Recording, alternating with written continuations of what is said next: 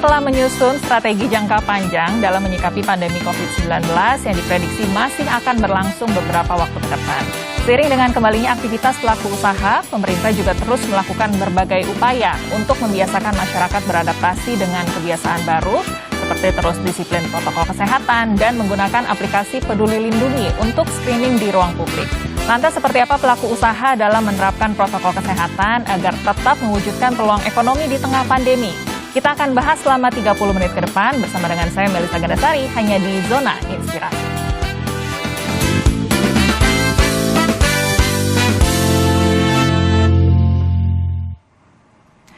Ya, untuk membahasnya sudah tersambung melalui virtual Kepala Bidang Penanganan Kesehatan Satgas Penanganan COVID-19 Brigjen TNI Purnawirawan Alexander Kaliaga Ginting dan juga Sekretaris Jenderal Perhimpunan Hotel dan Restoran Indonesia, Bapak Maulana Yusran. Kita sapa dulu. Halo, selamat siang Pak Alex, Pak Maulana. Selamat siang. Apa kabar Pak? Terima kasih sudah bergabung hari ini ya. Baik, saya ke Pak Alex terlebih dahulu. Pak Alex, kita boleh sedikit bernafas lega, kondisi pandemi COVID-19 sudah mulai longgar begitu ya, kasusnya cukup membaik. Bagaimana hasil evaluasi terkini terkait pelonggaran aktivitas baik Jawa Bali dan di luar Jawa Bali kemudian Pak Alex? Ya, jadi setiap 2 minggu sekali kita ada evaluasi, yaitu evaluasi PPKM Jawa Bali dan di luar Jawa Bali.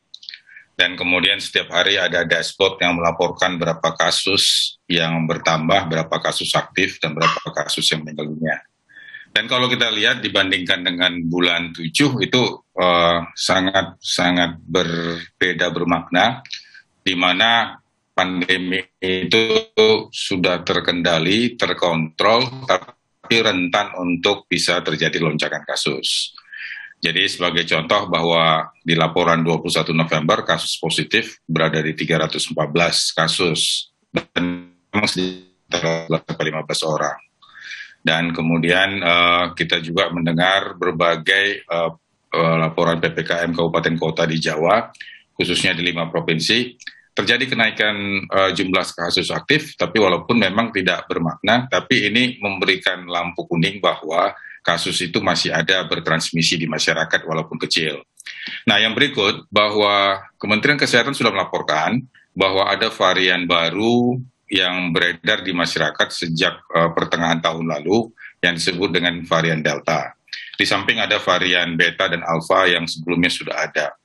Dan varian Delta ini hampir di seluruh 34 provinsi. Jadi artinya perkembangan dan transmisi virus ini yang cepat bermutasi ini sedemikian cepatnya juga menular di masyarakat. Memang ada yang menimbulkan sakit ringan, ada yang sakit sedang, dan ada yang sakit berat.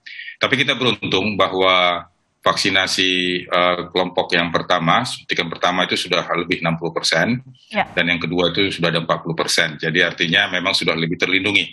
Tapi yang harus dicatat, vaksinasi tidak menjamin tidak terinfeksi. Yang menjamin supaya tidak terinfeksi itu apa? Yaitu menerapkan protokol kesehatan.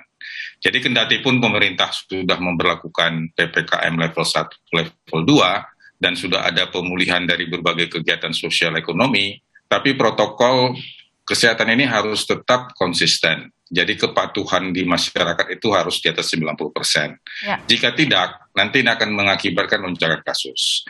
Kalau terjadi lonjakan kasus, nanti kita seperti di Eropa, di mana ada beberapa distrik, daerah harus dilakukan lockdown, semi-lockdown. Ini tentu akan mengganggu aktivitas sosial dan ekonomi. Baik. Oleh karena itu, Bapak Presiden selalu mengatakan protokol dan vaksinasi harus disukseskan. Dan kemudian pintu-pintu di bandara itu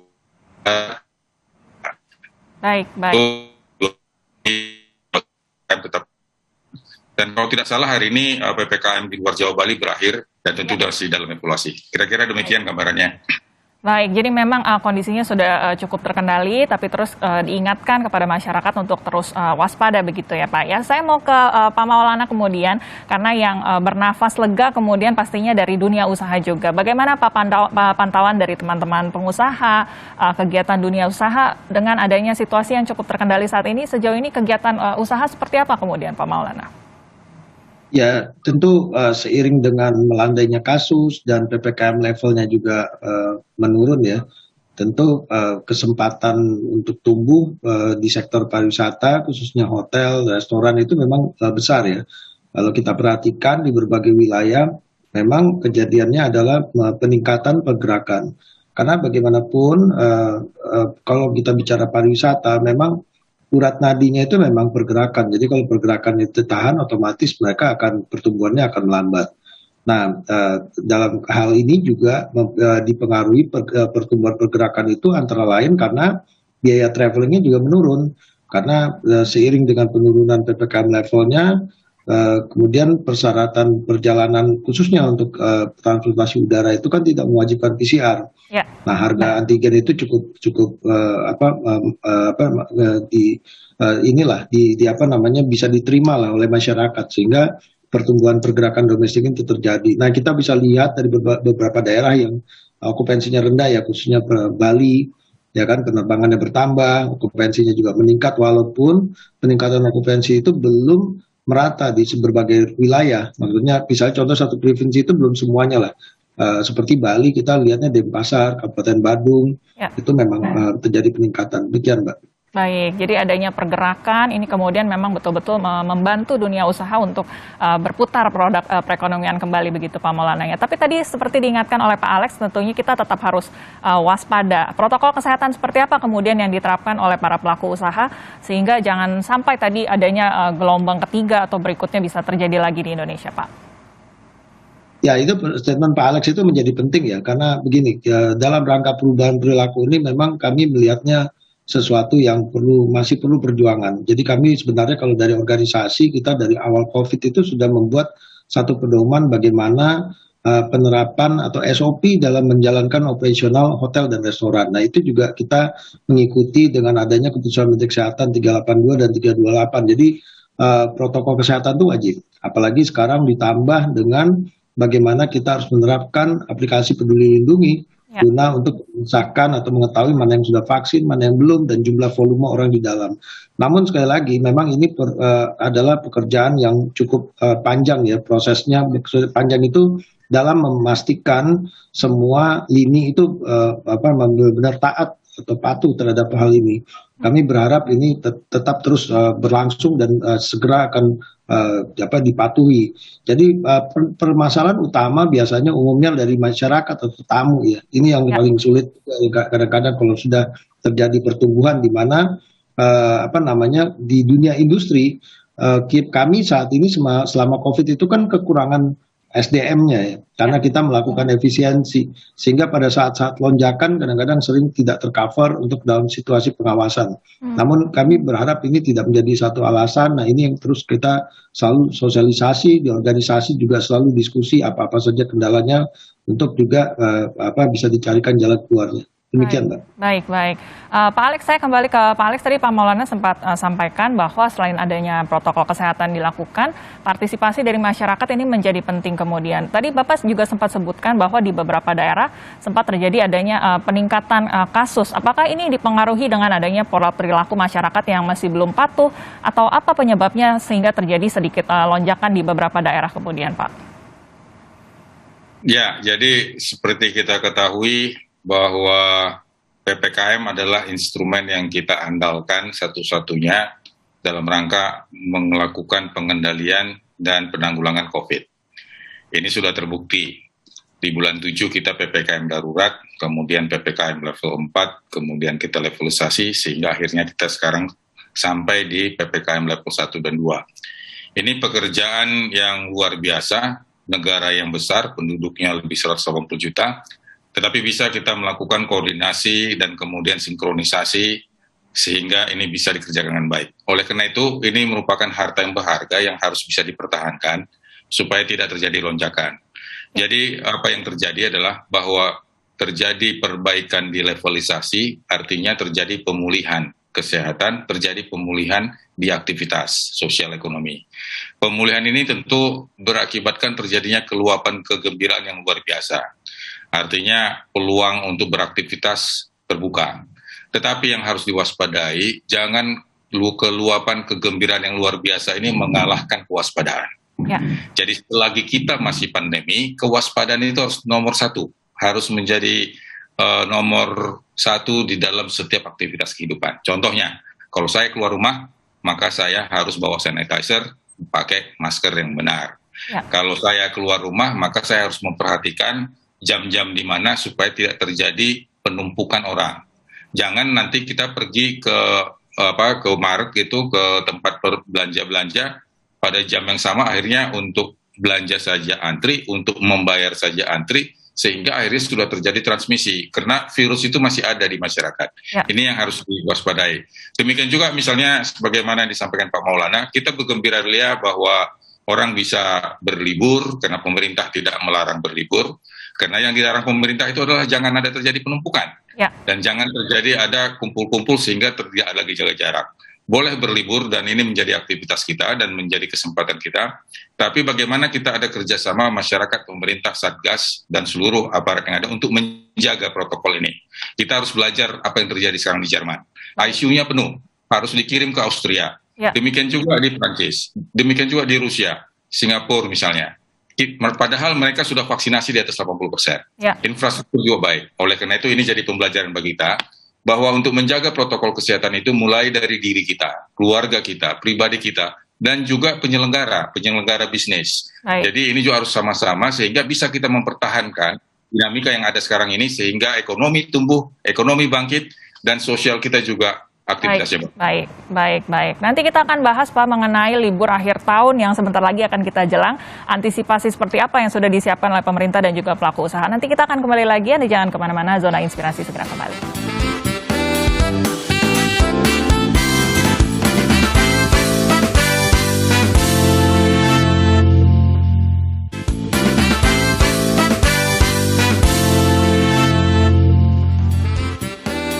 Anda kembali lagi di Zona Inspirasi Saudara. Hari ini kami sedang membahas seputar penerapan prokes pelaku usaha sebagai peluang dan juga tantangan di pandemi COVID-19. Saya masih terhubung secara virtual dengan tamu saya, Pak Alex dan juga Pak Maulana. Saya Pak Maulana dulu. Pak Maulana, seperti yang tadi sudah disebutkan, salah satu hal yang bisa membuat bagaimana jangan sampai terjadi lonjakan adalah selain kewaspadaan juga dengan adanya vaksinasi yang terus berkelanjutan. Bagaimana capaian vaksinasi yang sudah dilakukan teman-teman pelaku usaha, Pak Maulana? Jadi memang alhamdulillah kami menjadi salah satu sektor yang prioritas ya, yang menjadi program awal pemerintah untuk mendapatkan vaksinasi, khususnya di sektor di komponen pelayanan publik. Jadi kami sudah mulai start itu dari bulan Maret tahun lalu di berbagai daerah, dan seiring dengan penambahan jumlah vaksin atau kesediaan vaksinnya juga hampir banyak di seluruh Indonesia. Nah tentu semua tenaga kerja hotel dan restoran ini berbondong-bondong untuk melaksanakan vaksin. Karena bagaimanapun vaksin kita anggap juga masih sebagai game changer-nya di sektor pariwisata.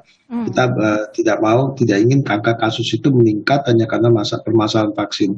Bahkan kami juga di organisasi pun membuka kesempatan vaksin itu, ada beberapa daerah yang juga melaksanakan untuk publik. Jadi bukan hanya untuk tenaga kerja, selain tenaga kerja dan keluarganya juga buat publik. Karena bagaimanapun kami juga masih meyakinkan bahwa vaksin ini bukan hanya kita perlukan untuk di tenaga kerja hotel restoran, tapi bagi masyarakat di destinasi.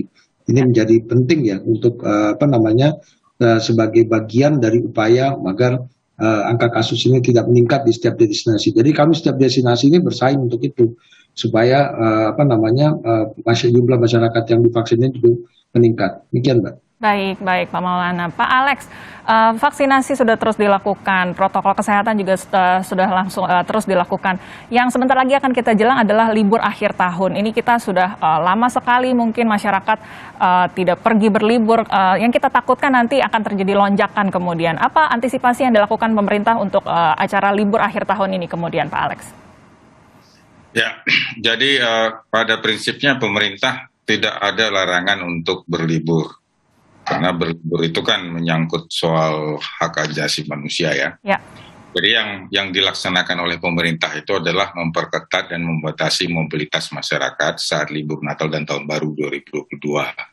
Artinya kalau saya satu keluarga 10 orang di rumah, kalau memang saya mau jalan-jalan, pergi nginap di satu tempat, janganlah sekali 10 berangkat. Yang berangkat itu ya 3 gitu, nanti minggu depan 4 orang. Jadi artinya kita memang mendistribusi supaya tidak terjadi mobilitas yang masif. Jadi ini yang harus perlu diatur dan menjadi kesadaran masyarakat dan menjadi kesadaran keluarga dan seluruh kita yang ada di Indonesia. Kenapa? Karena yang terjadi sekarang baik secara regional maupun secara global bahwa sebaran varian AY.4.2 itu sudah ditemukan di 39 negara. Dan kemudian di Amerika sendiri sudah di 13 negara bagian. Dari 38.000 sequencing sudah ditemukan ada berapa persen di Amerika, di negara bagiannya di Asia, Singapura, Malaysia, dan Jepang. Tapi belum ada dilaporkan di Indonesia. Tetapi tetap kita harus bersiap, karena kita tidak mau mengulangi sejarah kelam yang terjadi di bulan 7. Ya. Jadi ini harus menjadi catatan kita bersama. Jadi prinsipnya adalah bahwa kita mengangkat partisipasi masyarakat.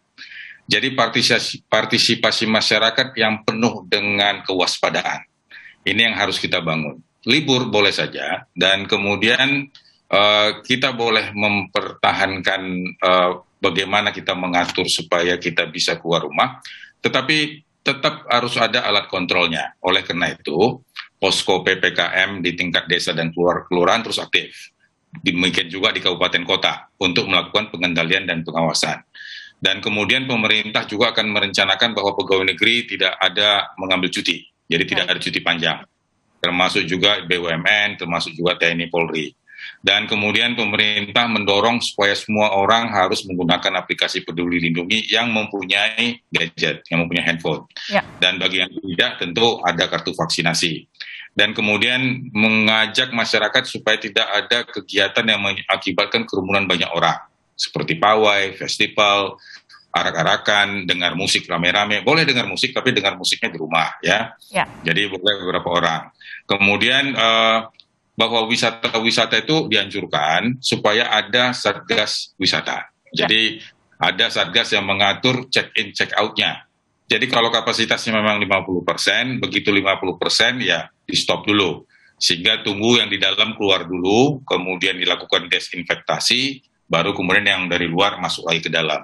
Jadi ini memang perlu kerjasama dari pihak ketiga, khususnya dari pihak penyelenggara pariwisata tersebut.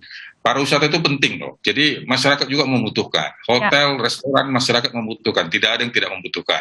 Kalau nggak ada hotel, nggak ada restoran, masyarakat juga merasa sepi.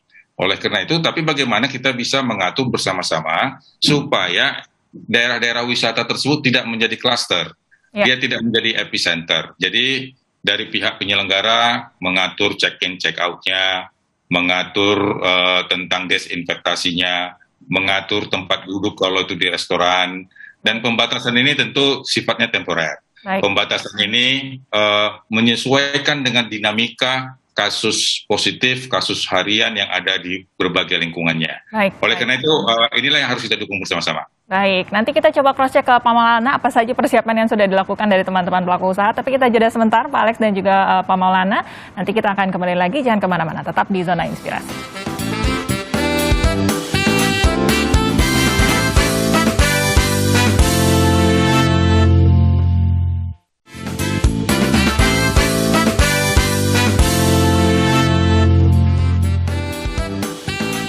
Terima kasih saudara, Anda masih bersama dengan kami di Zona Inspirasi. Kami lanjutkan lagi perbincangan kami hari ini. Saya terhubung secara virtual dengan temu saya, Pak Alex dan juga Pak Maulana. Saya ke Pak Maulana. Pak Maulana, tadi sempat disampaikan oleh Pak Alex bahwa yang paling penting juga adalah peran dari para pelaku usaha ini, pihak ketiga. Seperti apa persiapan dari teman-teman pelaku usaha sehingga jangan sampai ada lonjakan kasus di adanya libur akhir tahun nanti, Pak Maulana? Ya, tentu pertama yang harus dilakukan adalah pengawasan terhadap protokol kesehatan itu dulu. Protokol kesehatan itu sudah mengatur banyak hal sebenarnya untuk baik itu bagi tamu maupun di tempat usahanya. Nah, kemudian yang paling penting lagi adalah penerapan aplikasi Peduli Lindungi, karena aplikasi Peduli Lindungi itulah yang juga secara elektronik bisa mengatur dan mengawasi dari masyarakat atau tamu-tamu baik di hotel maupun di restoran. Itu poin yang paling penting sih sebenarnya untuk mengatasi kejadian peningkatan kasus atau penyebaran virus di tempat usaha, Mbak. Baik. Dan, Mbak. Baik, ada yang ingin disampaikan kepada teman-teman pelaku usaha, Pak Maulana, bagaimana supaya tetap bisa menjaga protokol kesehatan sehingga roda perekonomian juga bisa tetap terus berjalan, Pak Maulana? Ya, kami berharap memang hal yang paling penting yang selalu kami sosialisasi atau himbau pada pelaku usaha adalah bagaimana konsistensi mereka dalam menerapkan protokol kesehatan. Kemudian juga tim satgas daripada masing-masing tempat usaha itu harus terus diaktifkan untuk mengawasi protokol kesehatan yang diterapkan di setiap tempat usahanya. Dan paling penting lagi, bagaimana menerapkan nama aplikasi Peduli Lindungi, karena yang menjadi selalu bahan evaluasi adalah aplikasi Peduli Lindungi itu tidak dimanfaatkan secara maksimal.